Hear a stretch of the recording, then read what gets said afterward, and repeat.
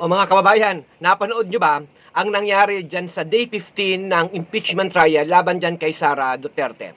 Dahil may nag-post mga kababayan ng misleading question are not allowed even on cross-examination. Dahil dito po ay nag-post si Atty. Ligutan dahil naman doon sa sinasabi mismo ng defense lawyer na ginamit niya ang misleading question sa impeachment trial na hindi naman talaga tama. No, ngayon, pinuna at nagreklamo si lead defense counsel na si Atty. Sheila Sison sa post po ni Atty. Amando Ligutan. Ngayon mga kababayan, kung titingnan natin bilang ordinaryong tao, ano ang pagtutuunan dapat ng korte? Yung fairness ba ng proceedings? Yung katotohanan ng nangyari? O yung post sa social media? Sinasabi po dito ni Atty. Ligutan, general principle po ito dyan sa pagiging nilang abogado. Tungkol ito sa misleading question. Hindi niya kailangang pangalanan kung si Peral ba ito. Hindi niya kailangang pangalanan ang witness at lalong hindi niya pwedeng sabihin kung sino ang dapat manalo sa impeachment case. Simple po, common sense yan sa ating mga ordinaryong tao. Kung hindi ka naman nagbanggit ng pangalan, hindi mo naman direct ang tinukoy ang isang partido at isang legal na principle lamang ang sinabi mo, automatic bang commenting on the merits na yon dyan sa kasong pinag-uusapan sa impeachment trial? Mga kababayan, hindi po ibig sabihin nito dahil general statement ay wala ka ng anumapang ethical or procedural na issue.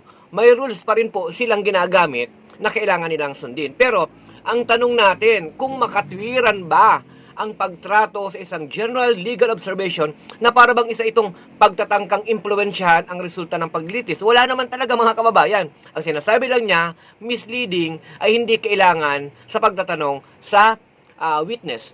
Tandaan natin mga kababayan, ang mahalaga, ang impeachment trial ay isang public process. Ginagawa ito dyan para iharap sa mamamayan, ang pondong pera ng bayan saan ginasta, ang kapangyarihan ng Estado at yung pananagutan ng matataas na opisyal ay dapat dyan ay nakasalalay. Kaya, para sa atin, mga ordinaryong Pilipino, hindi sapat ang argumentong merong decorum. Kailangan pong ipaliwanag anong eksaktong rule ang nilabag, ano ang actual na nakaka-harm dito, at bakit ang isang general statement tungkol sa rules of evidence ay itinuturing na pagtalakay sa merits ng kaso. Hindi natin kailangang kampihan itong si Ligutan or si Sison. Hindi rin natin kailangang kampihan ang dalawang yan. Ang dapat natin kampihan, yung prinsipyo po ng patas na process. Kung misleading ang tanong, dapat itong tawaging, mali ka. Kung sino man ang nagtatanong diyan, kung lumabag man sa rules ang isang abogado sa pag-post, questionin din yan.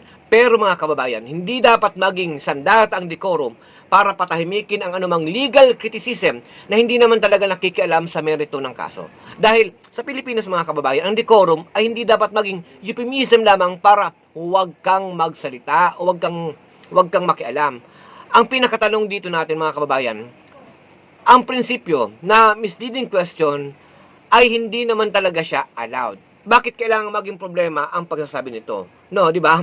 Mga kababayan, kung tungkol sa due process, transparency, freedom of expression at kung paano dapat gamitin ang rules upang protektahan ang integridad at ng paglilitis, hindi upang patahimikin po ang lehitimong pagpuna dito.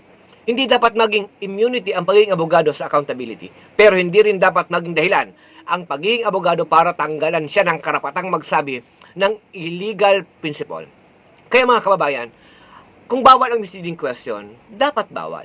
Kung bawal ang pagkomento sa merito, dapat malinaw kung ano talaga ang commenting on the merits. At kung ang general legal principle lamang ang sinasabi, huwag natin itong piliting maging political statement kung hindi naman ganoon ang laman. Kaya yan po mga kababayan ang dapat nating tandaan.